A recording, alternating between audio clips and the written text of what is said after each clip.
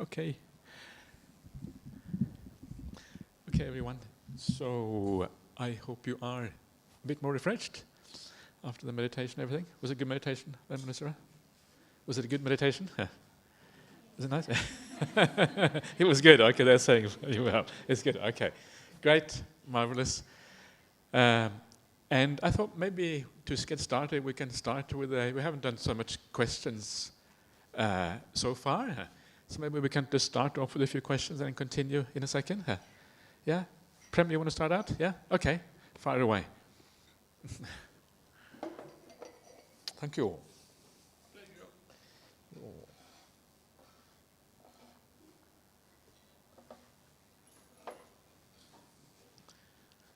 You want to serve the coffee? Most venerable.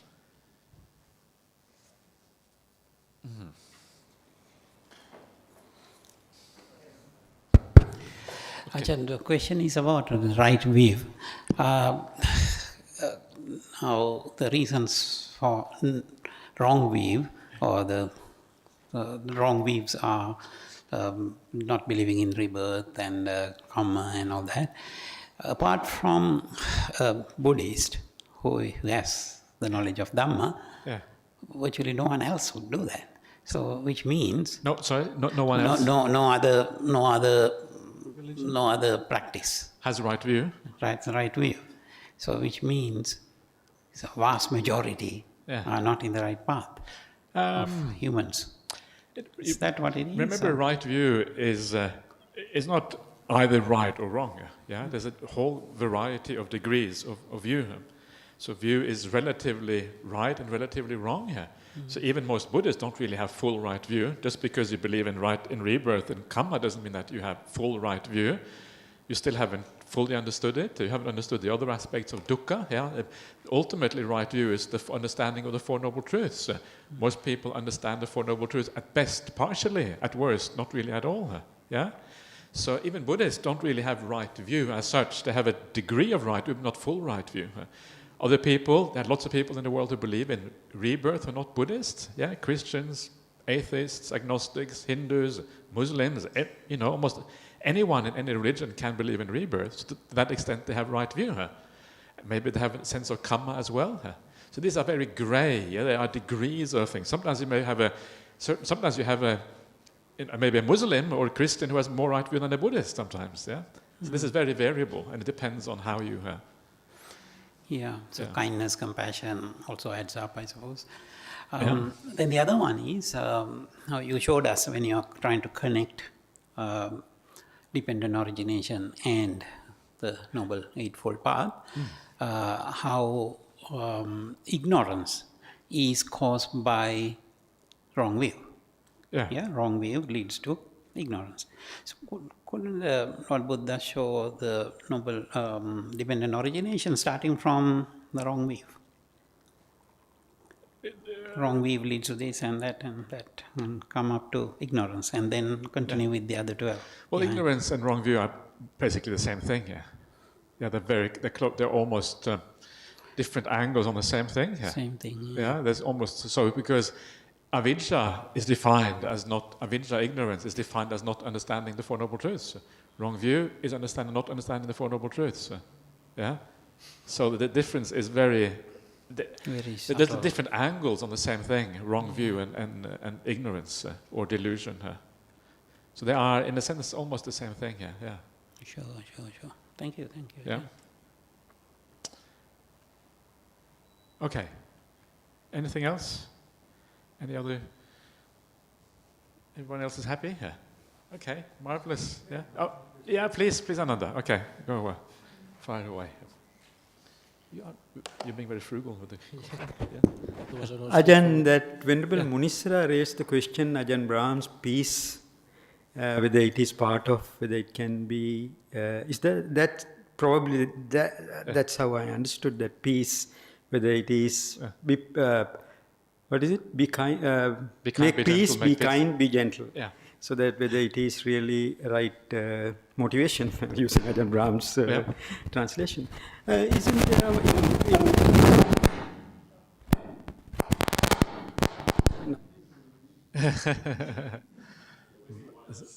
Mara. Yep. Isn't there in most of the suttas, or at least relevant suttas, that there is this call, this is peaceful, this is sublime, this is equanimity.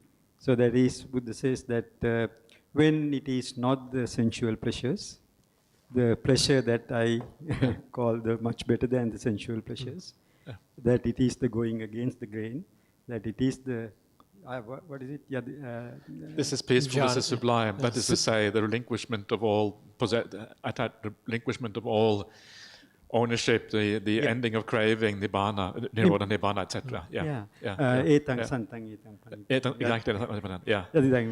So therefore, I think Ajahn Brahm is quite, not that he needs any support, I think, but I think it is peace is the right thing for that. Yeah, santang, peace is certainly a good translation for santang. But that, at that point, you're talking about the highest peace. Yeah, this is the very ultimate peace. You're talking about nibbana itself. But when we talk about the three right intentions, it's a more preliminary kind of peace. Yes. So, like everything, it's a matter of degree. Degrees. Matter of degree here. Yeah. Okay, thank you. Yeah. And you mentioned about that. Don't it directly connected that we just finished the meditation, and then you mentioned about the Chula Vedala Sutta.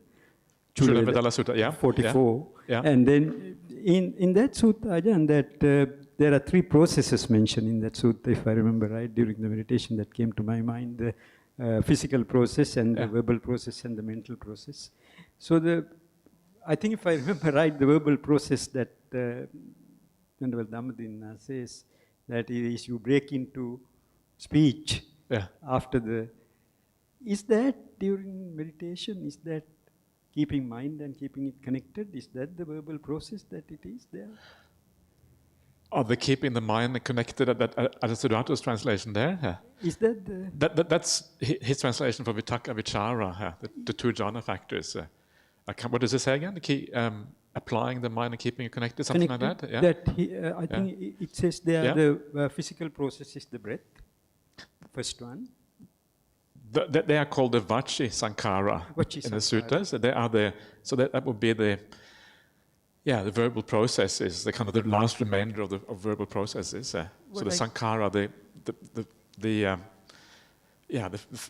foundation for speech, basically, or something like that. The Sankhara here meaning speech process, something like that. What or I intention couldn't understand was that how the verbal process is the sort of the keeping the mind on the object, how that becomes the verbal process. Mental process is clear because it is the feeling and the perception, which is the mind function. Yeah, well, because these things are the most basic movement of the mind. Yeah, Vitakka Vichara is the very basic movement of the mind, and movement of the mind is the requirement for verbalizing things. Thinking, verbalizing is a movement of the mind, and this Vitakka Vichara are the factors of movement of the mind in the first jhana. So this is the very last remnant of movement of the mind before the mind becomes absolutely still in the second jhana. So these are the final verbal processes of the mind, if you like, that enable speech to happen. Yeah, something like that? Yeah? Something like that. Sadhu. Yeah, okay. That's the last entrance. Yeah.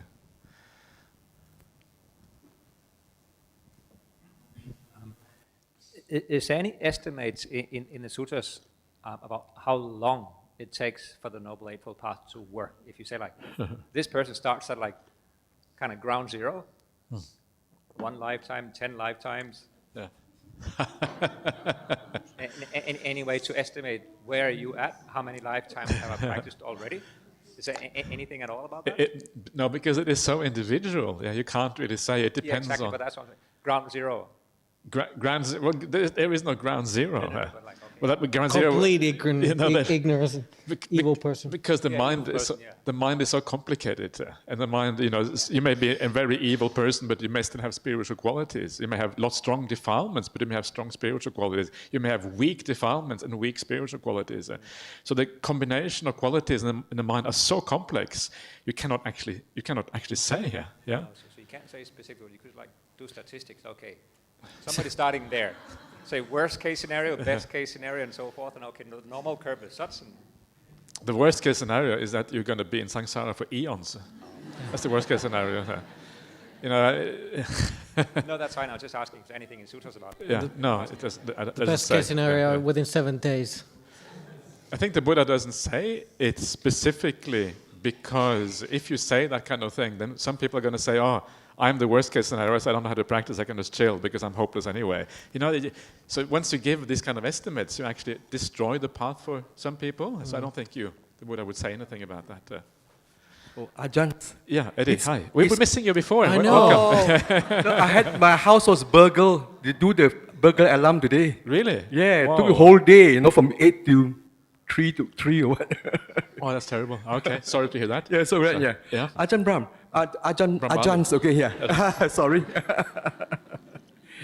It's often mentioned, that the Eightfold Path is the middle way. Mm-hmm. You heard that? Yeah.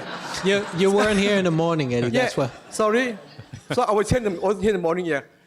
Sorry, maybe it's mentioned, but yeah. So I was just thinking, right means it's middle way is away from extremes, So right, that's my. Maybe it's the right one, not the extremes, Correct. Am I right to say that? Correct. Yeah, Yes, Eddie. Yes. Yeah. Oh, sorry, I didn't come in the morning. Is that right? Yeah. Yes, you're right. Thank you. Yeah. We discussed this morning, Eddie. So it was part of this morning's I talk. didn't hear this morning. Yeah. But see, Eddie knew it. So, See, Eddie's going Yeah, towards yeah. that. Oh, is it? But it's not just extremes. It's being away from. You have to define your extremes. There are, what kind of extremes that we're talking about. It's a particular kind of extreme. That's what it is about. So it's not just any extreme. Yeah. Yeah. Okay, you're welcome. Okay, so good. Let's continue. So what I was looking at before is to try to compare the various versions of the path that you find in the suttas and compare it to the Noble Eightfold Path and show it how it fits together. And that gives us a richer understanding of the Noble Eightfold Path, what it means, and it also enables us to kind of see these other teachings in terms of the Noble Eightfold Path. It makes more sense out of these teachings. So I find this quite a useful exercise myself, and it took a long time for me to realize that almost all expressions of the teachings in the suttas can be reduced to the Noble Eightfold Path. And that is why the Noble Eightfold Path is the path to the end of the suffering, because it kind of encompasses all of these other ways of looking at it. So what I'm going to look at next, I just had a look at the threefold training, the sikka. I'm now going to have a look at what is known as the gradual training usually, which is found, for example, in the Shulahati Padopama Sutta, the shorter sutta on the simile of the elephant's footprint. Majjhima 27. For those of you who are originally from Sri Lanka, you will know that is a sutta that was taught by Mahinda, when he came to Sri Lanka, and he started teaching the Dhamma. So let's have a look at that. No, sorry, I've got my first of all, the 37 aids to awakening. I got myself confused. So the 37 aids to awakening are a very important set of teachings. And in the Mahaparinibbana Sutta, in the Buddha's final passing away, the Buddha says that this is the Dhamma that he has bequeathed to future generations. This is the actual teaching that one should remember and one should pass on to the future. This is what the Dhamma is in brief, the 37 aids to awakening, Bodhipakya Dhammas. So just very briefly remind you what these things are. They are the 4 right efforts, and you have to add them all up, and you should get to 37 Bodhipakya Dhammas. So the 4 right efforts, which is basically the 6 factor Noble Eightfold Path, the 4 right mindfulnesses, Satipatthanas, the 4 factors of spiritual power. These are the Iddhipadas. I'm not going to explain now what these things are, because we're going to be here forever if we do that. And we have the 5 spiritual faculties. An important set of Dhammas. Many of you will know about these. 5 spiritual powers, basically the same as the 5 spiritual faculties. 7 factors of awakening, the factors that lead to awakening itself, and then the Noble Eightfold Path. And if you add all of those up, you get to 37. And like so many other things in the Dhamma, they actually reduce down to the Noble Eightfold Path. How do they reduce down? And now I'm going to show you this really complicated chart. I showed it to Venerable Mudito, and he was kind of, too difficult. Is that right? Yeah, yes, I Yeah, have the yeah. pictures of the kittens, and you have this. You have the kitten, I have the complicated pictures of the father. Okay, I think you win hands down then. Okay, anyway, so take a deep breath. No, what happened? There we are. Okay. It's not too bad, is it? No. So you can see here how it all fits together very nicely. So you have on the left-hand side, you have the Noble Eightfold Path. Yeah, and then you have the 4 right efforts, the 4 mindfulness, and the 4 spiritual powers. You find that in the second column.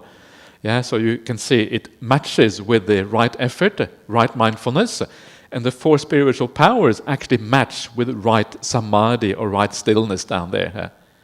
Do you see what I'm talking about? Is it, yeah? Hopefully, okay. Then you have the 5 spiritual faculties, and they are, the first one is actually in the wrong place. It should really be with, I think, right view should be the first one. I got this messed up as usual. Okay.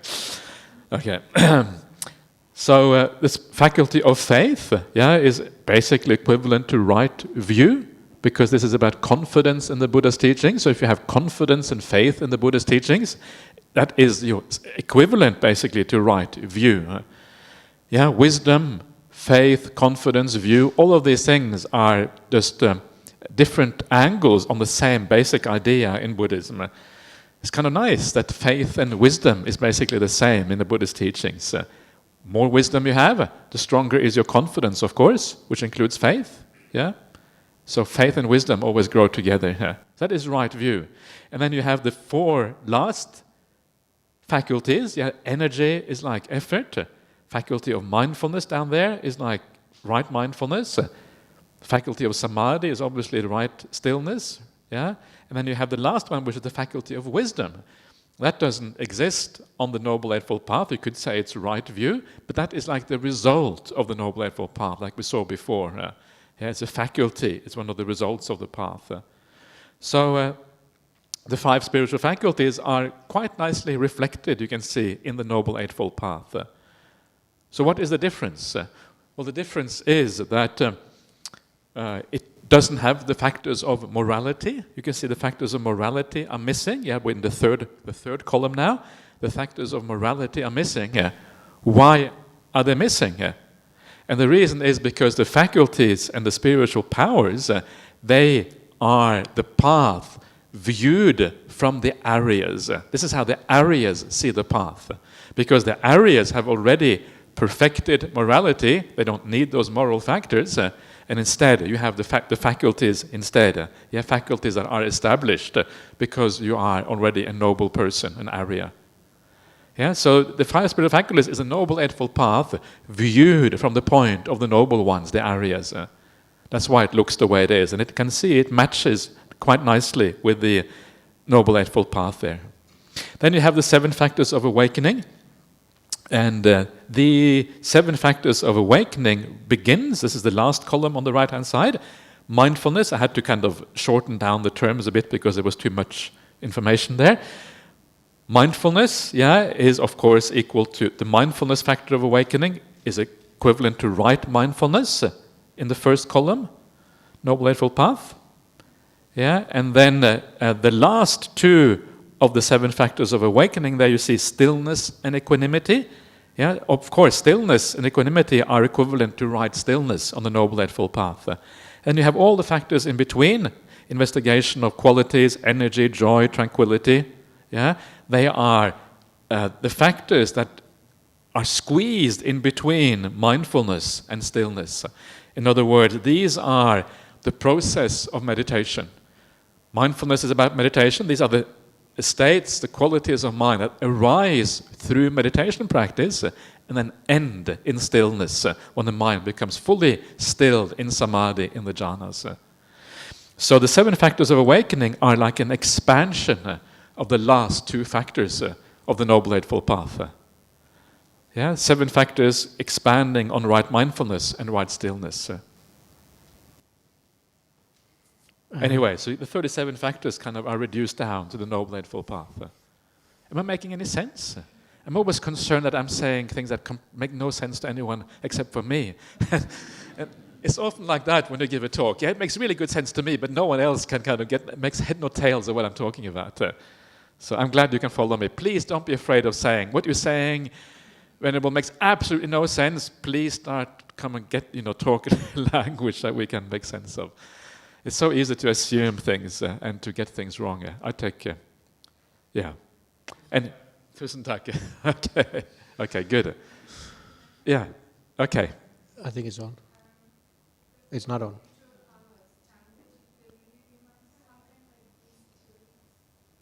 The reason there can be stillness is because there was no place to put them except for in stillness. That's the reason why I put it there. But really, I know you have a good point. Actually, you have a really good point. You're asking how come the 4 spiritual powers are put in stillness, and the reason is that they ultimately have to do with samadhi, how to attain samadhi. That's why I put them there. But actually, it is more than that. You're right. It should really be part of, I think, effort, mindfulness, and stillness. It encompasses all of those 3 factors. That's what it should be. But it was too complicated to do it on this chart. That's why I put it in stillness. It's cheating, right? I admit. But I was hoping nobody would see it. Oh. Sorry, Ajahn, I have a similar question with the 7 factors of awakening. Yeah. So, like investigation of Dhammas, that sounds more to me like a wisdom thing, like a right view thing as well, not just under mindfulness. Or the energy, why is that not in the effort, like the other column, the factor of energy is with right effort? Yeah. Would they belong there as well? Yeah, that's a good point. And the thing is that these things can be put in slightly different places. Because when you have mindfulness and your meditation is going well, there will be energy there in your meditation. But because you're starting here with mindfulness, and that mindfulness of the 7 factors of awakening is specifically said to be the satipatthana, because if you look at the way, for example, Anapanasati, the sutta on mindfulness of breathing is structured. When you fulfill the mindfulness of breathing, you feel the satipatthana, which fulfills the bojjhangas. Why? Because when you're watching the breath, you're doing satipatthana practice, which is equivalent to the sati sambojjhanga. So it's specifically the sati sambojjhanga, the mindfulness factors of awakening, is specifically said to be satipatthana practice. So and that is the starting point. Then from that you have the investigation of Dhammas, which is similar to a Dhammanupassana in Satipatthana. Yeah, Dhammanupassana in Satipatthana is precisely the investigation, understanding of like the 5 hindrances. Yeah? And the 5 hindrances are the things which block you from going further. If you look at the investigation of Dhammas, it is the investigation into dark and bright states, wholesome and unwholesome states, kusala and akusala, vajja, blameless and blameworthy states. So it is an alternative way of talking about the 5 hindrances. That's what I would take it to be. So investigate in that sense as part of your meditation process. Yeah, whether it's during the meditation or after, doesn't really matter. It's part of the overall process of developing the mind at that stage. And then the energy is the energy which arises in the meditation, just as the joy is and the tranquility. Yeah, joy always comes with energy. So because it starts with sati sambojjhanga, the mindfulness, and that is equivalent to satipatthana, the 7 factor, I take them to be an expansion of that, those 2 factors. That's how I see it. Whereas if you look at the spiritual faculties, energy comes before mindfulness. So there I take the energy to be a more preliminary kind of energy, which fits better with the effort. But usually energy is a developed form of effort. Usually energy is the energy of the mind. Effort is something that you have to apply yourself. Yeah, so it's different. They're slightly different concepts, but they are related to each other. Effort is I apply myself. I try to overcome ill will or whatever it is. And that is the right effort. But there comes a point when you have a natural energy in the mind, and the effort is more automatic. That's energy. So, these things are not. This is not mathematics. So it's not going to be exactly fitting in perfectly. Yeah, we need a little bit of flexibility here to account for these things. But I was just thinking in terms of what you had said earlier about how sammā samadhi is samadhi that has right view incorporated into it. That would be the difference between sammā samadhi and micchā samadhi, or right. What is the right stillness versus wrong stillness? So I'm wondering if that's how you can sort of see a little bit how that's incorporation happens.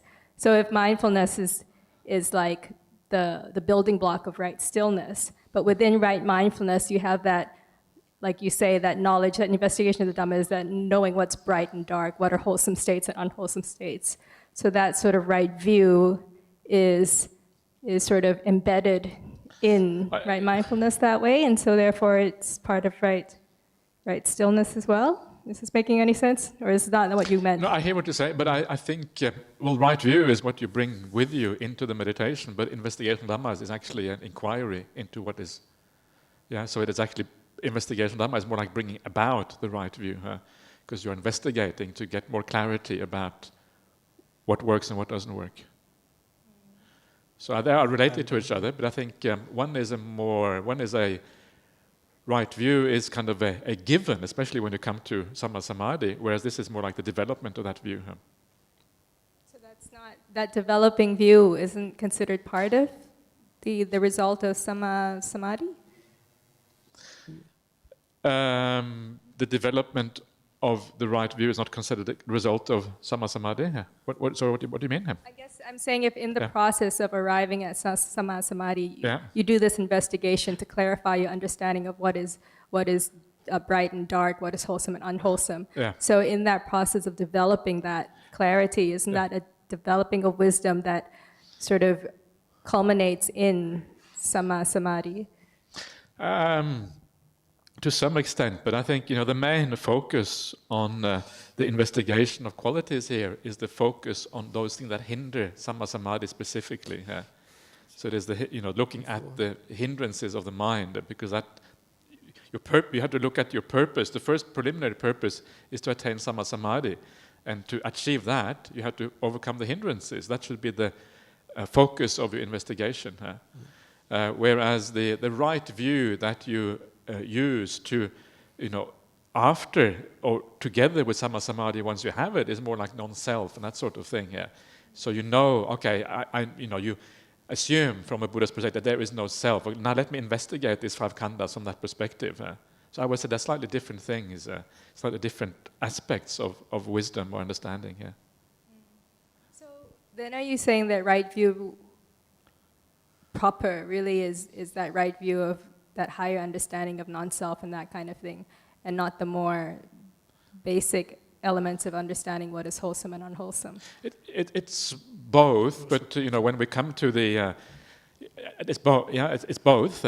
But one of them leads up to samadhi, whereas the other one leads to the final stream entry, if you like. So they have different purposes. And I think this is one of those important things, to know what to contemplate at what time. You have to contemplate the appropriate thing at appropriate time. So to reach samadhi, you have to contemplate certain things, but to reach right view or the stream entry, you have to contemplate slightly different things. Or you have to contemplate more broadly, or however you want to look at it. So one is focusing on defilements, the other one is focusing on impermanence, anicca, and non-self more broadly, perhaps.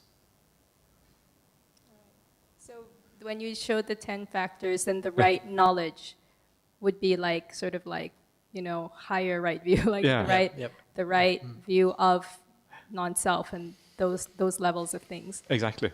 So can you consider that 9th step sort of, you could call that, right view popping up again. Like, you have right view in the beginning, but at the end you've got perfected right view.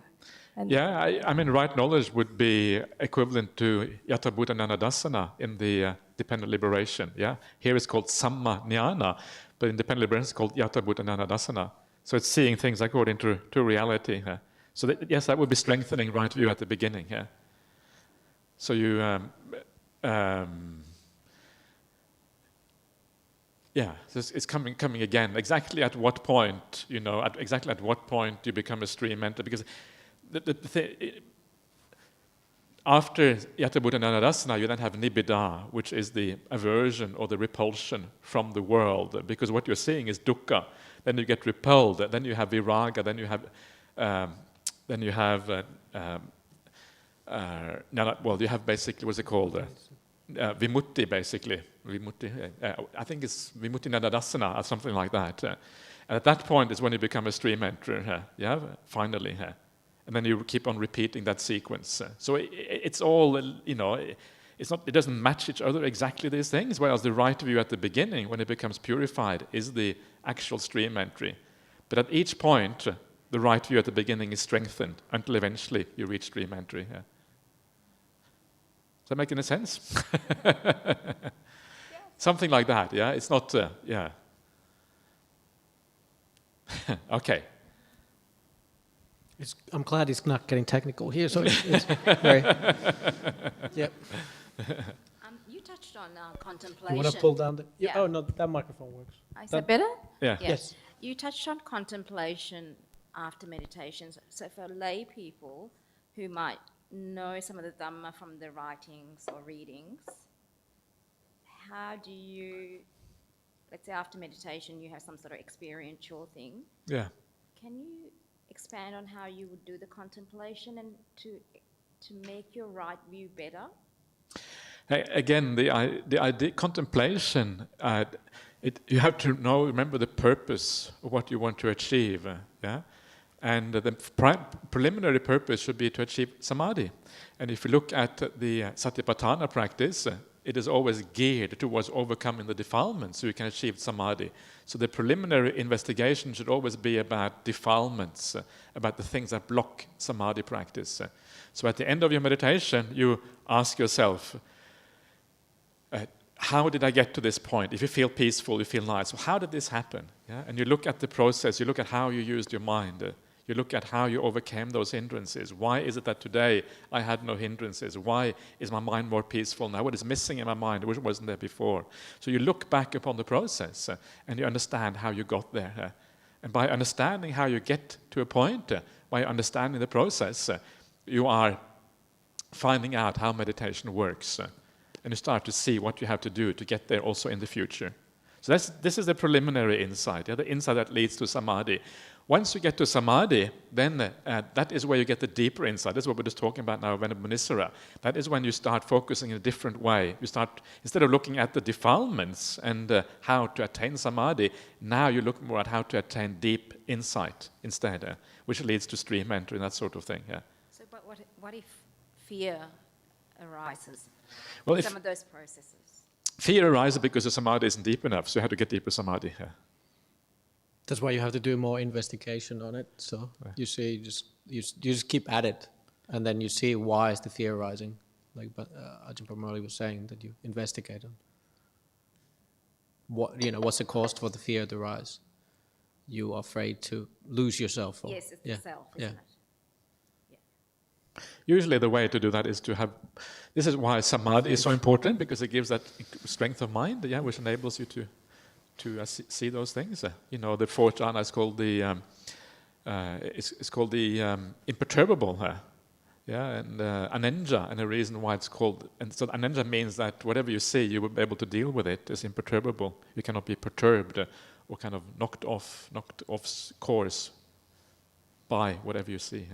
So maybe the sila and the dana then need to be practiced because maybe your sense of self is too large. That could be part of it, But basically, so you investigate and see what is blocking you from going further, Okay, let's carry on, because time, time very short. So let's carry on. Next one. So now we're going to compare the Noble Eightfold Path to the gradual training. And this is the gradual training, So if we go to Majjhima Nikāya 27, this is just an outline of that gradual training. So you have the Buddha appears in the world, then he teaches the Dhamma, so you get to hear the Dhamma. When you hear the Dhamma, you gain faith, and then from gaining faith, you go forth. So this is kind of the monastic way, monastic angle on things. And then having gone forth, you have the good speech and good actions. You have the contentment with your ball and robes. Then you have sense restraint, you have clear awareness, you have overcoming the 5 hindrances, and you have the 4 jhanas. So how does this relate to the Noble Eightfold Path? It may not seem obvious. So if you want to find out, well, these factors here are obvious that these relate to the Noble Eightfold Path. Right speech, right action, and right stillness. These 3 factors. But what about all the rest there? How does that relate to the Noble Eightfold Path? And this is the answer. So right view is similar to the Buddha appears. The Buddha is really the appearance of right view in the world. The right view comes with the achievement of Buddhahood. And then when someone hears the Dhamma, they get that right view from the Buddha, and then you gain faith. And by gaining of faith is almost like you are accepting the view from the Buddha. Confidence arises, faith arises. It's an acceptance of that right view. So these 3 factors are equivalent to right view in a sense. This is what I mean. You can see how these things fit together, which may not be obvious at the beginning. So this is just ordinary right view. We're not yet talking about the real deep right view of stream entry, anything like that. And then you go forth. Going forth is right intention. Hopefully. Maybe you could go forth on the wrong intention. Think, easy way to get food. It's hard to work, so I don't really want to work so hard. And they get really good doctors, the monastics. I'm going to become, so I get rid of these illnesses. And this is how people ordained at the time of the Buddha. They had the best doctor, look after the Buddha, Jivaka, exactly. And so thought, I got some bad illnesses, I'll go forth. As soon as you're free of this, okay, you disrobe again. That's not what is meant by right intention. So go forth means here the understanding that you want to live a life of harmlessness and you want to renounce certain things, so to focus on the spiritual life. So right intention, Because you have right intention, then you have right speech coming from that, right action coming, right livelihood for a monastic is like contentment with bowl and robes. This is how we make our living. We go around with the bowl, people put food into the bowl. It's a nice way of making a living, isn't it?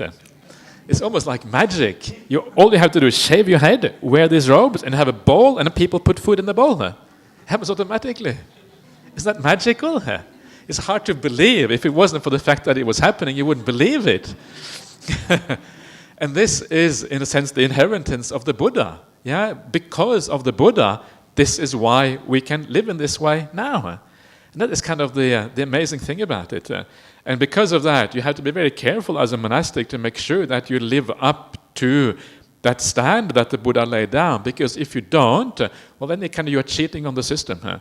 It's kind of your duty then to live up to that standard. Also, the way you teach. So contentment with the ball and robe, this is really the kind of the livelihood of monastics. Right effort, this is sense restraint and clear awareness is aspects of right effort. And Venerable Mudito talked about that before. Right mindfulness, overcoming the 5 hindrances is equivalent to right mindfulness. Again, this is not obvious first time you come into it. It may not be clear at all, but the more you understand about how Satipatthana works, you understand that this is actually the case. The 5 hindrances are the last thing that block you from attaining samadhi. And then at the very end, you have right stillness with the 4 jhanas. So you can see it's a very close relationship here between the 2 ways of looking at things. Noble Eightfold Path and dependent liberation. Dependent liberation is one of these beautiful sequences that shows how liberation comes about through the practice of meditation. And again, there is a fairly close relationship between Noble Eightfold Path and that. So this is dependent liberation sequence. Good conduct, there's sila, no regrets, joy, rapture, tranquility of body, bliss, stillness, true knowing and seeing, repulsion and dispassion, knowledge and vision of freedom. So this is that beautiful sequence, which is how we experience meditation, ideally, when meditation goes right. It's not much there that really fits with the Noble Eightfold Path, except for maybe stillness. Yeah, that's obviously equivalent to sammā samadhi, right stillness. But apart from that, not much overlap. But here we go. So right view and right intention are not in that. Are not part of the dependent liberation. But then you have good conduct and no regret, which is really part of the right speech, right action, right livelihood, and also right effort. Why? Because right effort is about overcoming the mental unwholesome qualities. So that is part of right morality in Buddhism. Yeah? Right conduct includes the conduct of the mind. And good conduct leads to no regrets. So that fits together nicely. Then we have all these other factors, yeah, joy, rapture, tranquility of the body, and bliss. And this is part of the meditation process that lead up to stillness. Yeah, these are all those parts. And that is part of the process of satipatthana practice or meditation practice. So they all fit together in mindfulness. And then stillness is right stillness at the end. And then the process of meditation has a number of additional factors at the end, which are the outcome of stillness. True yatabhuti nanadasana, nibbida viraga, and then vimutti nanadasana at the very end. So quite a close relationship between the two, yeah? Would that be more like the tenfold path then? Yeah, closer. Yeah. But I'm not sure if tenfold path is the right word, actually. I don't think it is a tenfold path. It's an eightfold path plus 2, which equals 10. Yeah, but it's usually called the tenfold path. Then we have another way that is in the sutta is described the path. It's found in the Avijja Sutta and Anguttara Nikāya 1061. There are many more ways. We could use the Kalama Sutta. We could use the gold or the Pangsudovaka Sutta, which is the cleaning, the refinement of gold. There's lots of ways the path is explained, but this is the last one I'm going to look at. So this is the sequence in that sutta. Association with good people, leading to hearing the good teaching, leading to faith, leading to proper attention again, leading to mindfulness and full awareness, sense restraint, 3 kinds of good conduct, 4 kinds of mindfulness meditation, 7 awakening factors, knowledge and freedom. So again, it's not super obvious how this relates to the Noble Eightfold Path, but mindfulness meditation would probably be like right mindfulness, yeah? The rest is a bit unclear. So let's see how this fits with the Noble Eightfold Path. Yeah, there you are. That's the only one that really fits in. So right view, again, similar to what we saw before, associating with good people. That's like hearing the teaching of the Buddha, listening to the true teaching, and then gaining confidence and faith as a consequence. All equivalent to right view. Accepting that, having confidence means like accepting those teachings. Proper attention is similar to right intention, because when you attend to something, attending to anything means also intention. Yeah, you attend to the teaching. What attention just means you're directing your awareness towards something, which is very similar to intention. So these things are very closely related to each other. Right intention and proper attention. And then we have right speech, right action, and right livelihood. They don't really have any direct equivalent in the Avijja Sutta. Right effort, again, is full awareness, sense restraint, and the 3 kinds of good conduct. So in this case, the conduct, all the speech and action is actually kind of, in a sense, comes after sense restraint. In other words, it comes at the point where it is really fully purified. Right mindfulness is the 4 kinds of mindfulness meditation. Stillness is the 7 awakening factors. Yeah, we saw that before. Actually, the 7 awakening factors are more than that because they also encompass mindfulness to some extent. But here I kind of whacked it all together into stillness, just for make things easy for myself. And then right knowledge and liberation, freedom, which is the outcome of the Noble Eightfold Path. I find this really exciting. I don't know if you find this exciting. To me, this is really interesting stuff. Because it gives you an idea of, it gives you a broader idea what these factors are, yeah, when you see them from different angles. It gives you more of a feeling for what they mean and what they imply. So, anyway. Okay, so... oops, okay. So that is all I'm going to say about that.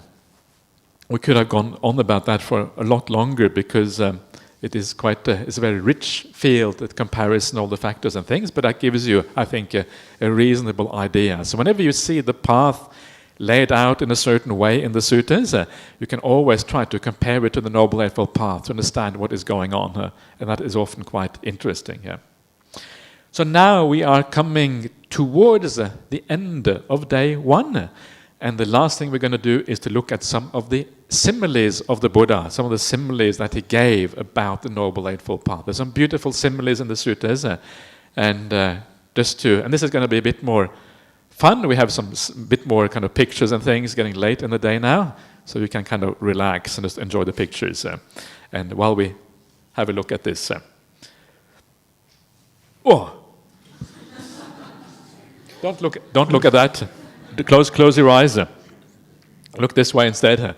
I will just read this out, but don't read that because it's too much to read. So just listen to what I say instead, and then afterwards I will go through it in detail anyway. Yeah. So I will just read out this simile and then go through it in detail. So look here, don't look there. This is from the Nidana Samyutta, all the suttas on dependent origination. This is a very famous simile that the Buddha gave. And he says, suppose a person was walking through a forest. Let's see an ancient path, an ancient route traveled by humans in the past. Following it along, let's see an ancient city, an ancient capital, inhabited by humans in the past. It was lovely, complete with parks, groves, lotus ponds, and embankments. Then that person would inform a king or the minister, please, sir, you should know this. Well, walking through a forest, I saw an ancient path, an ancient route, traveled by humans in the past. Following it along, I saw an ancient city, an ancient capital, inhabited by humans in the past. It was lovely, complete with parks, groves, lotus ponds, and embankments. Sir, you should rebuild that city.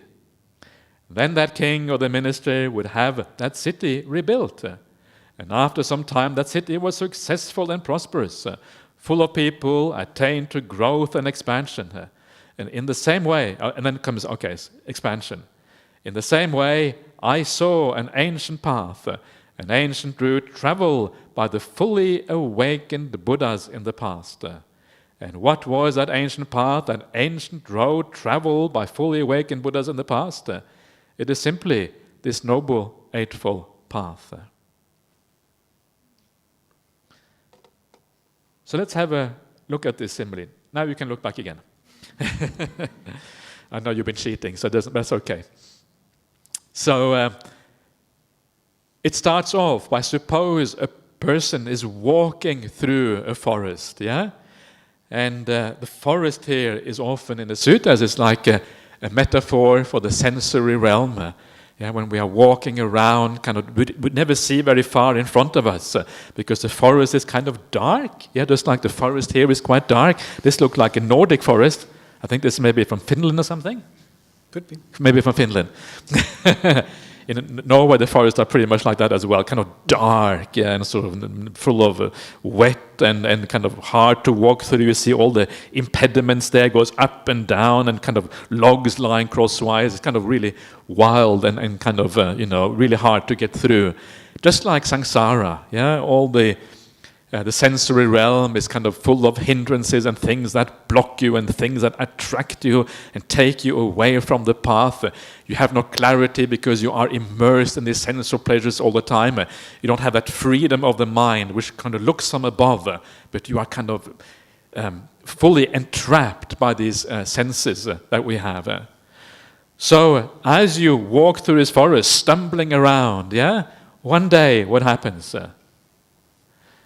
You see an ancient path, an ancient route traveled by humans in the past. And of course, that ancient path is, of course, the Noble Eightfold Path, as we have just seen. Yeah, and it's this beautiful idea, traveled by humans in the past. It's like this rediscovery of something ancient, going back to past Buddhas, to past awakened ones, to time immemorial in the past. There's no kind of beginning to this. Yeah, we are following along something which has been done by humans as long back you want to go. This is a rediscovery of something again and again and again. Yeah, it is like a natural process. It's like this. It's like you're saying, the rising of a Buddha is not unique. It's not like in some religions where kind of now you have the religion, it's never happened before. In Buddhism, it's just this natural process. Every now and again, it gets rediscovered by a certain special being, and those special beings we call the Buddha. So you rediscover this path, yeah, and then when you rediscover that path, you follow along, and you see an ancient city, an ancient capital inhabited by humans in the past. And of course, following along the Noble Eightfold Path, the city that you discover is Nibbana. Actually, this doesn't look much like Nibbana, does it? But anyway, yeah, you find the city, and that Nibbana, of course, is beautiful. Yeah, it is a beautiful place. Even though the city is dilapidated, the general feeling is very nice. Yeah, complete with parks and groves and lotus ponds and embankments. So this is what you discover. And then you go to the king. So you inform the king or the minister, and you tell him what you saw. And you tell the king, "Sir, you should rebuild that city." So who is the king? Who is it that the Buddha informs? It is all of us. Yeah. So we are like the king or the king's minister. It says specifically in the sutta, I haven't included it here, that this is all the monks, the nuns, and also the upasakas and upasikas. Those are the king and the ministers. Yeah, the Buddha informs us. And then he tells us we should rebuild that city. It means we should also attain the same thing. We should practice in the same way. So it is our job to keep the city alive. Yeah, we are the ones who have to rebuild this, to keep it going, by practicing in the right way and doing the right thing. This is our job. And when we do that, if we do that in the right way, and of course this has been happening for 2,500 years, people have been rebuilding the city, yeah, then this is what happens. Then that king and the minister, yeah, all the lay people, all the disciples of the Buddha, they have that city rebuilt. In other words, they too attain the same goal. They practice the same path, achieve the same result. And after some time, that city is successful and prosperous and full of people. Yeah, attain to growth and expansion. You have this beautiful city being built up, which is the Dhamma, which is the Buddhist community, which allows people to come in and hear the same teachings. And this is what happens as a result. So the Buddha says, yeah, in the same way, I saw this traveled by the people, by the ancient Buddhas of the past. And what was that ancient path? Simply this Noble Eightfold Path. So nothing earth-shattering in that sutta, nothing kind of amazing, but just beautiful and inspiring. I don't know, it's kind of, there's something very uplifting and beautiful about that. There's this eternal thing which is always there, always waiting to be discovered. And occasionally you get some spiritual genius like the Buddha seeing through it all, and everything blossoms up again and becomes beautiful. And we build up this beautiful community together of good-hearted people, and we make the Dhamma grow, the Dhamma become prosperous. And we are part of that. Yeah, we are part of this beautiful thing. So it's our job now to build it up, to keep it going. We have the responsibility to do this.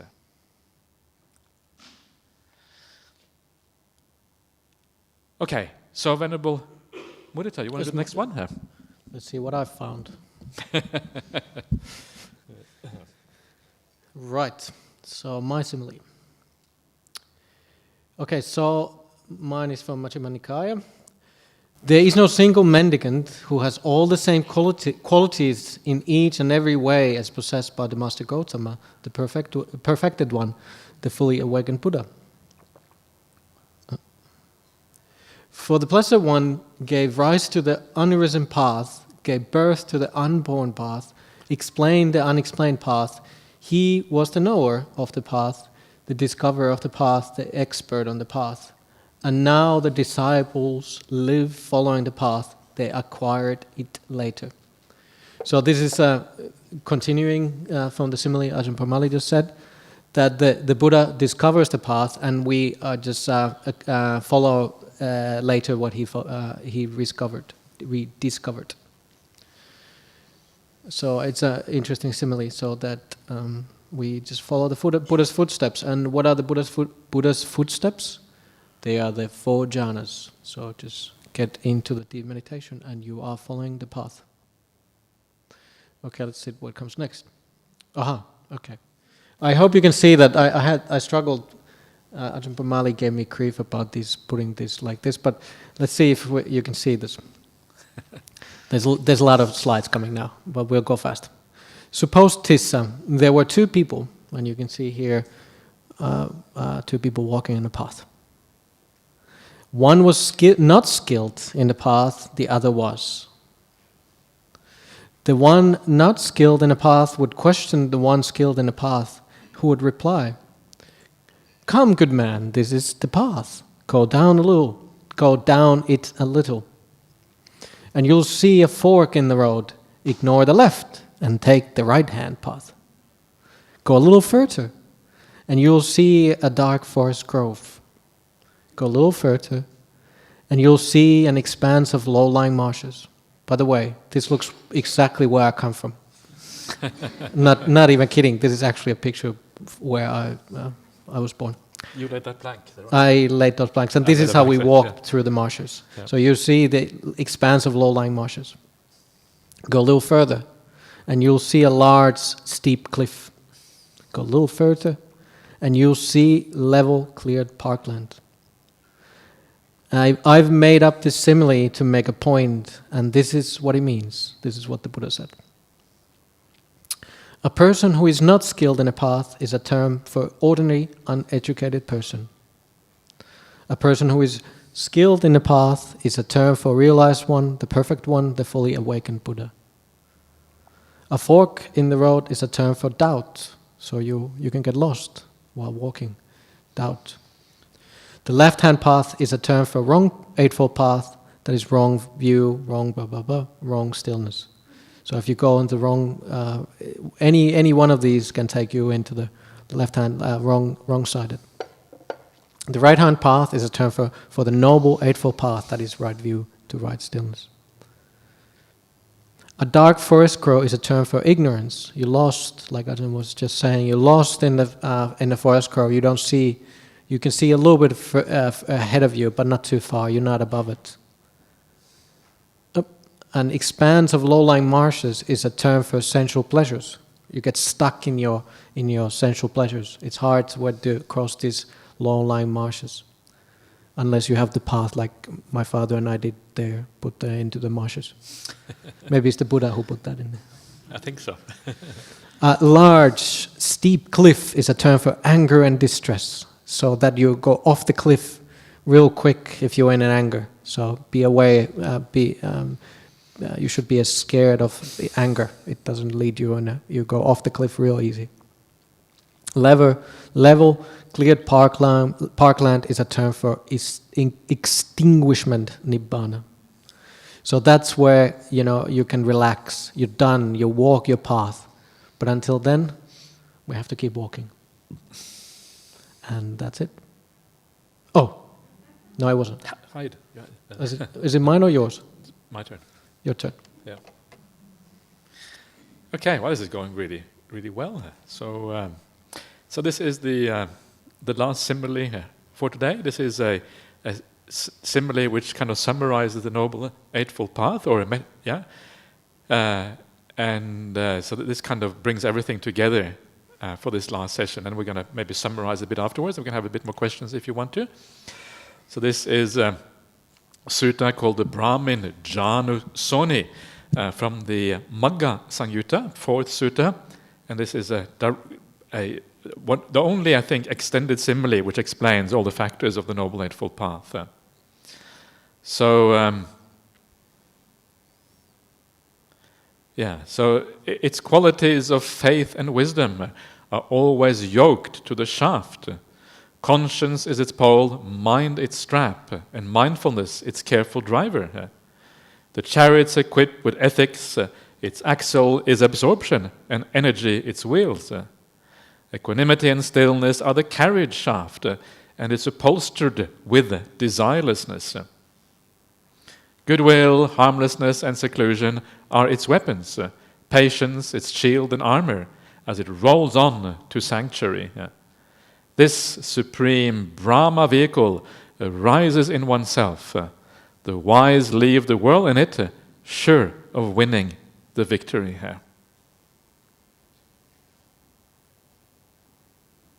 You like it?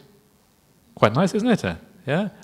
So let's kind of look at it in a bit more detail. So the qualities of faith and wisdom are yoked to the shaft. Yeah. So the idea here is that faith and wisdom, they are like the beasts of burden, yeah, or maybe the horses or whatever. They are the ones that draw the chariot. These are the draft animals. Yeah, so the draft animals like horse wisdom and horse faith. Yeah, pulling this thing along. Yeah, and they are yoked to the shaft. The shaft is like the pole which connects the carriage to the draft animals. And it's kind of interesting that faith and wisdom are the draft animals, not energy. Yeah. Not anything else, because remember, this is a Noble Eightfold Path. It goes in a certain direction, and it is faith and wisdom that gives rise to the energy afterwards. When you have the right faith and the right wisdom, that is when the carriage starts moving in the right direction, because faith and wisdom have to inform the energy and inform the other factors of the path, so it goes in the right direction. These are the things that draw you along. Yeah? This is why these things matter so much. And as always, you can see here how faith and wisdom are paired together. There's no such thing as wisdom without faith or faith without wisdom. Faith without wisdom isn't really faith. It is just kind of blindness, yeah, masquerading for something. Sometimes we talk about people have faith without wisdom, but actually it's not real faith. Because faith in Buddhism is actually confidence in the teaching. It comes from wisdom. It comes from an idea of what is going on. Yeah, that's why we're talking about faith and confidence. And wisdom, on the other hand, always has to have faith, because if you really see what's going on, if you are wise about what is happening, that brings with it the confidence. Yeah, I understand, I see. Yeah, confidence comes with the wisdom. That is why when you have the full wisdom of the path, you become a stream enterer. That is why you also have the full faith. Yeah, the avecca pasada, the pasada, the confidence that is unshakable. Yeah, it is solid. It is set kind of once and for all. And this is one of those beautiful things about the Buddhist teaching again, the idea that faith and wisdom, confidence and wisdom, they always are linked together. There's no kind of a separation between these things. In most religions or most teachings, kind of faith is one thing and wisdom might be something else. But not in Buddhism. These things are two sides of the same coin. They grow together, they build up together, and they kind of draw this kind of a thing along. Faith is more the emotional side, and wisdom here could be said to be the confidence side or the understanding side. Yeah, and both are important, but they kind of go together. If you're wise, the positive emotions come with it, and the positive emotions, they are related to that wisdom. So this is what draws the vehicle, makes the vehicle actually work. Yeah, so this is right. This is like right view. Yeah, we're talking about now right view at the beginning. And that is why right view is standing at the beginning of the Noble Eightfold Path, because it is what makes the entire rest of the path move.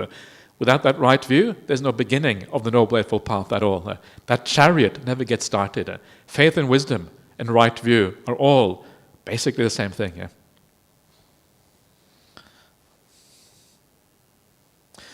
Conscience is its pole, mind its strap. Conscience, hiri, is from that wisdom, from the faith, you have a sense of conscience. Yeah, it comes automatically when you understand the danger in living in the wrong way. You feel natural sense of shame or conscience. Conscience is probably a better word than shame, and so this kind of helps you to direct the chariot in the right way because you have the conscience. Yeah, so the conscience is what kind of helps this whole thing, the chariot to follow along in the right way. Yeah, conscience arises from wisdom. It's kind of interesting, isn't it? That kind of conscience and wisdom are so... I think shame also is an appropriate term. You feel a little bit ashamed of yourself if you do the wrong thing. You don't really want other people to hear about it if you've done something bad. Right? Yeah, it's kind of true, isn't it? It doesn't matter, oh, please don't tell anyone. Feel embarrassed about this. Yeah, and it's kind of slightly natural that should be the case. Mind, its strap. Mind is what kind of holds things together in Buddhism. Yeah, mind is kind of the overall thing. I'm not sure exactly what that means, but something about the things being held together by mind. All of these things kind of come together in mind, and that's perhaps what is meant by mind is the strap. And mindfulness is the careful charioteer. Yeah, mindfulness is what sits there. Mindfulness is what you rely on the wisdom and the faith, and then you kind of drive the chariot, based on the wisdom and faith. Mindfulness is always aware of the hindrances and the problems, and it drives this whole thing in the right way, based using the wisdom and faith as the forces to drive it in the right direction. Yeah, so this kind of makes very good sense. Yeah, that the charioteer is like, so each one of us is a charioteer in our own life, driving our 5 khandhas in the right direction. Yeah, so you are kind of drawing these 5 khandhas, hopefully, in the direction of nibbana, using the wisdom and the faith. The chariot is equipped with ethics. Its axle is absorption, the energy, its wheels. So the equipment with ethics, again, the chariot without ethics doesn't really work. Yeah, ethics or morality is a fundamental part of this chariot, and you need that equipment, otherwise the chariot kind of stalls. But even more important is the axle. The axle is one of the fundamental parts for a chariot. If the chariot doesn't have an axle, it's not going to go anywhere. Yeah, it's going to stop.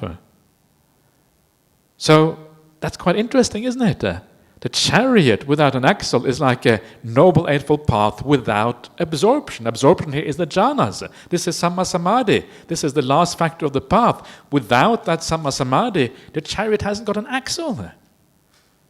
So that kind of brings home the importance of samadhi on the path. Yeah, it really drives home the importance of this. Without that, but the chariot might still be able to kind of inch forward. Yeah, if the horses pull as hard as they can, and the axle is on the ground without an axle, but it's not going to go very far at all. And the chances of getting where you want is basically zero. It's like Ajahn Brahm sometimes say, well, if you want to get from Perth to Sydney, you can walk. There's probably a plane that's a bit more convenient than walking here. Yeah? It's a bit like that. If you're going to walk to Sydney, it's going to take a while. How long does it take to walk to Sydney? It takes a while, right? So what is it, 4,000 kilometers? How many kilometers can you walk a day? If you walk really fast, 20 kilometers a day, you can't really walk much faster than that. So it's a long time, yeah? 200 days, it'd take almost a year to get to Sydney here. So, it's very, I think, very powerful. And then the energy is the wheels. Yeah, you can see why the energy, the wheels, they spin, they make the whole thing go forward. The faster the wheels spin, the more energy the chariot has. It's kind of fairly obvious that that's the energy of the chariot. Equanimity and immersion are the carriage shaft.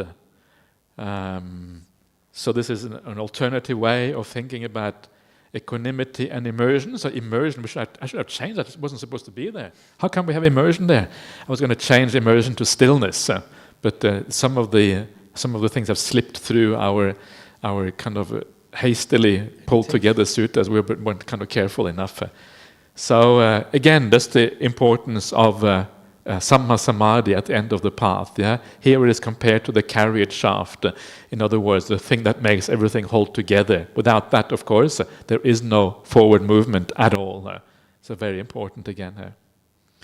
And it is upholstered with desirelessness. And it's kind of nice. Yeah, the upholstery of the thing is desirelessness. It's almost the opposite of what people normally think. Normally we think of desire as that which gives us all the comforts in life, yeah? Or when I desire things, I get all these things because my desire makes me get all the things that make me comfortable. Without desire, how can I be comfortable? I'm just going to be really rough.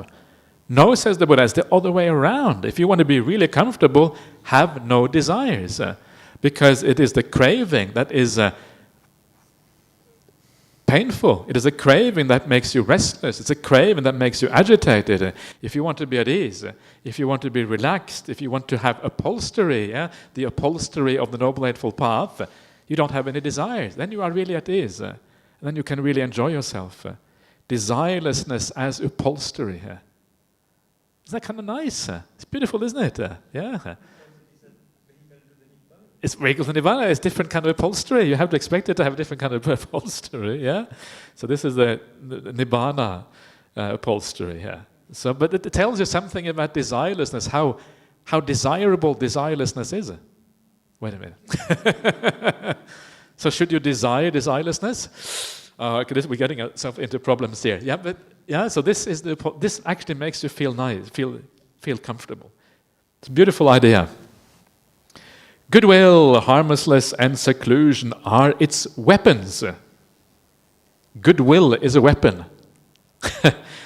So these three are actually the sammā saṅkappa, the second factor of the Noble Eightfold Path. It may not be obvious, but the three factors we talked about before: right intention, yeah. Goodwill is the avyapada, the non-ill will. Harmlessness is the avihingsa. Yeah, and the seclusion here is an alternative for nekama. So these are the right intention is like that. The weapons. Why are they the weapons? Well, they are the weapons because if you see ill will arising in you, you use goodwill as the weapon to fight it off. You take your lightsaber, the goodwill lightsaber, and you chop off the head of anger. There's one thing that you are allowed to kill, says the Buddha. Yeah, one thing you're allowed to kill, according to the suttas, that one thing is anger. Yeah, this is one of the metaphors or similes the Buddha uses in the suttas. So you use these three things, so goodwill to overcome ill will, harmlessness to overcome like ruthlessness, yeah, or not being considerate of others, or being kind of harsh or cold-hearted, that kind of thing. You use harmlessness, or it could be compassion instead, another way of talking about it. And seclusion here is, I think, viveka. I'm not sure what the Pali is. I think it's probably viveka, not 100% sure. But it's interesting here. Viveka is then compared to nekama, yeah, which is the opposite of desire. And the reason, of course, is because it is in seclusion that you overcome your desires. You withdraw from the world, and that is where you have the ability to let go of the worldly pleasures and the worldly desires. So this is like an alternative way of talking about nekama. You are secluded. You go to Jhana Grove. You hang out in Jhana Grove. You become a monk, you become a nun, or you go to an empty hut somewhere, and then you practice meditation or whatever. That is seclusion, is the weapon that helps you to overcome the worldly desires, the worldly pleasures. I've started translating kama. Kama is often translated as sensual pleasure. I've started translating as worldly pleasure instead, because I think it is closer to the mark and it brings out more the broad scope of kama. Kama is every desire and attachment in the sensory world. So worldly pleasure, I think, is, at least it is an alternative translation. Patience is the shield and armor. Yeah, if you are patient, then you're not really going to allow yourself to be upset. So you are shielding yourself against ill will and irritations that other people that easily happens when we are around other people. So patience is a very, very powerful spiritual quality, as it says in the Dhammapada as well. As it rolls on to sanctuary. Sanctuary is yoga kema. And yoga is like exertion. And kema can be rest. Yeah, rest from exertion, so you find rest from exertion, or sanctuary here. This is another word for nibbana, for the end of the path. You rest from exertion, because at the end of the path, you don't have to practice anymore. You come to nibbana, you're finished. You come to the sanctuary. You can chill and relax when you get to nibbana. No more practice required. The carriage rolls on to sanctuary. This supreme Brahma vehicle arises in oneself. Where is the Noble Eightfold Path found? It's inside of us. So are you practicing the Noble Eightfold Path right now? Can you feel? Is it? Okay. Decide for yourself. So it is the qualities right now inside of yourself who tells you where you are on this path. The Brahma vehicle, it's the highest vehicle, the supreme Brahma vehicle. It's kind of a highest kind of praise for the Noble Eightfold Path. How you get to Brahma's realm and beyond. It rises inside of yourself. The wise leave the world in it, sure of winning the victory over the defilements, the victory over all these bad things in the world. Okay, so that is the simile for the Noble Eightfold Path. The vehicle that takes you to Nibbana. And so there you are. So we will summarize maybe the things in a second. We have a little bit more time, which is marvelous, because we have been probably going a bit faster towards the end. Are there any further questions or comments that anyone would like to make before we call it a day? Anyone like to say anything here? Yeah. I think it's jhana. Jhana, yeah. So samadhi is also mentioned. They're both mentioned independently. So you have samadhi and jhana mentioned separately. Yeah.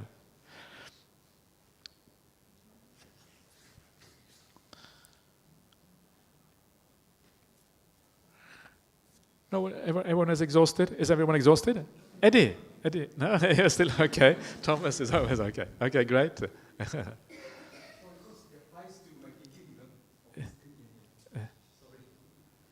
If you could scroll back to the first two of the Eightfold Path. The first two Yes. you mean, of this? Eightfold Path, you put awareness and earlier, The simile or which one? Yeah, the first two of the Eightfold Path, you had awareness, and because I think mine is different from the previous one. Previous to this, you had you had the Eightfold Path. The first one you had awareness, and second. Sorry.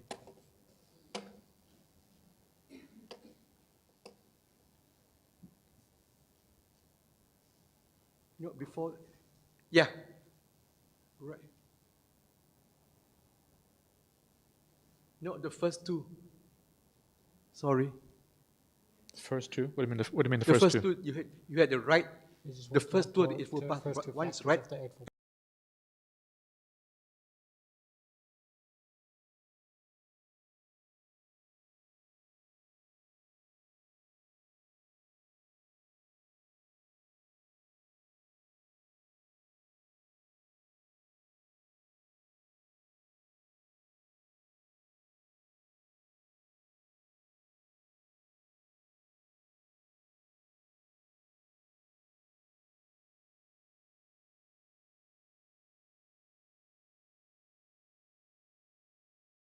You have right thought, then right speech, blah blah blah blah, all, So that's I see that more clearer because you had you had the awareness of what.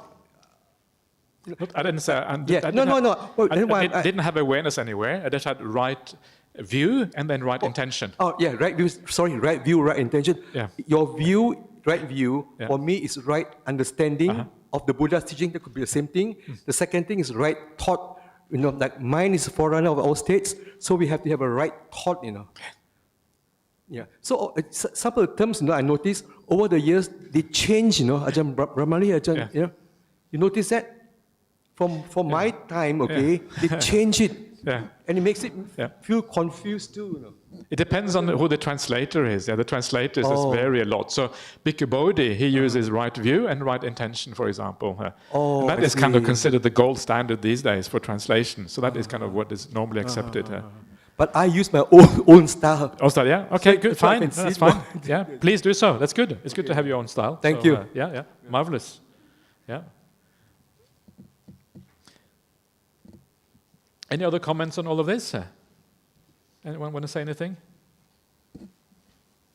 Okay, so let's summarize what we have done today. So let's kind of get down to the end of this whole thing. Yeah, go down.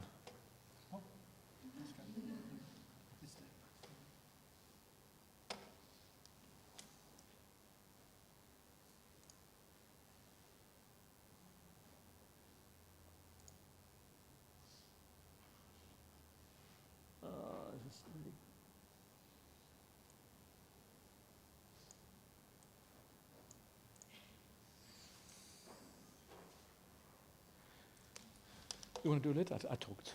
No. Talked enough. No. You don't want to say anything? No. Okay. Okay. Let's summarize a little bit the things that we have been looking at today.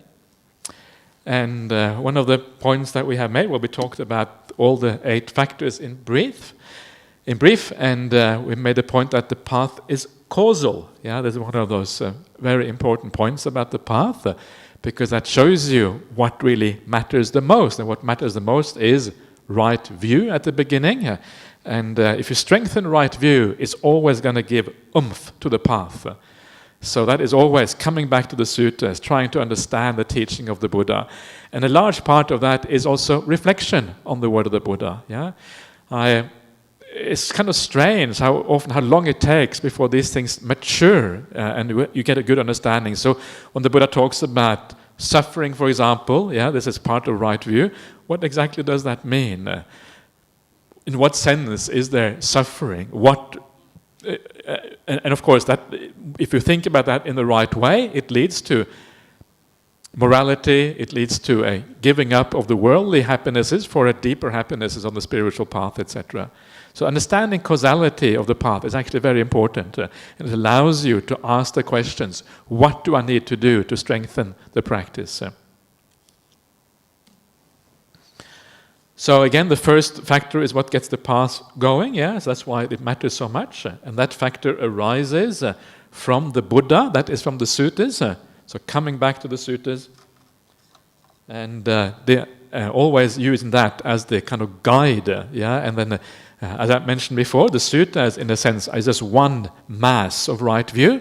So when you read those, you are kind of imbibing right view almost. And the path ends with stillness. The causal factors ends there. And again, this is very interesting. So our job is basically done when we come to samadhi. And then the results are automatic. If you bring along the right view, you bring that right view along with the samadhi, then the understanding, the knowledge and liberation arise automatically from that. So it's easy. Yeah. It's interesting. We had a discussion in the monastery. I was one of the monks. I asked one of the monks, is becoming enlightened, is it hard or is it easy? I said, it's so hard, he said, so difficult. And then you ask another monk, we asked Ajahn Ganha once, is becoming enlightened, is it hard or easy? Is it so easy to become enlightened, So, and then we asked Ajahn Brahm, is it hard or easy? He said, when you are enlightened, it's easy, he said. So what is it? Is it hard or is it? It's not that it's hard, actually. The path, you just have to follow the path, And if you follow the path in the right way, actually, it is not hard at all. It is just you have to make sure you follow the path. But it's not really hard, It's just a matter of being wise enough to get these things going, and then it happens. So you have to get to stillness. Why haven't you got to stillness yet? And the answer is because you haven't really just kept on going, uncovering. If you keep on going, and eventually you get there. How many lifetimes? Uncertain. Yeah, hopefully one lifetime. And the purpose is the end of suffering through clear seeing. Yeah, so you, when that stillness, you have that stillness, then the result happens, and it is the end of dukkha, which is the whole purpose of the Buddhist path. That's what happens when you practice this Noble Eightfold Path in the right way, through seeing clearly. What is it that you see clearly? Well, you see dukkha, you see suffering. You see and you understand where suffering lies, where happiness lies, where contentment lies, and all of this. And then you become liberated from it at the same time, which is pretty awesome. The end, which is good timing, is 1 minute too early, which is actually just perfect. So, that's it. Any last, Thomas, and last comment? Yeah? Yes, so it ends with stillness, but then you also review it, and you're not telling about the that's like the full jhana as well, but it didn't have the right view, and it wasn't enlightened, so it didn't seem quite automatic after even the full jhana. Because he didn't have right view, yeah. Yeah. It's not good enough. You haven't got right view. You have to have right view as well. You have to have he obviously had the opposite of right view, because he had a kind of attachment to some kind of self, an idea about being powerful or whatever. So it was almost opposite of right view that he had blocked him. Yeah. Yeah. I mean, these are stories about Devadatta. They are stories. How they are kind of probably roughly correct. There's a lot of stories need to be taken with a pinch of salt, and all the details of the story may not be quite accurate. Did he have the 4 jhanas? Did he have 1 jhana? Did he have good samadhi? How many psychic powers did he have? All of that is kind of up for grabs and a bit uncertain, I think. These are kind of stories that have an edifying purpose, but all the details, I don't think they should be taken literally. Yeah. Okay, everyone. So very nice to have you all here today. And let's just pay respect to the Buddha Dhamma Sangha before we leave. And hopefully we'll see you again next time. Next time we're going to do some myth busting and look at some of the misconceptions of the path. So hopefully we'll see you back then. So let's just pay respect to Buddha Dhamma Sangha.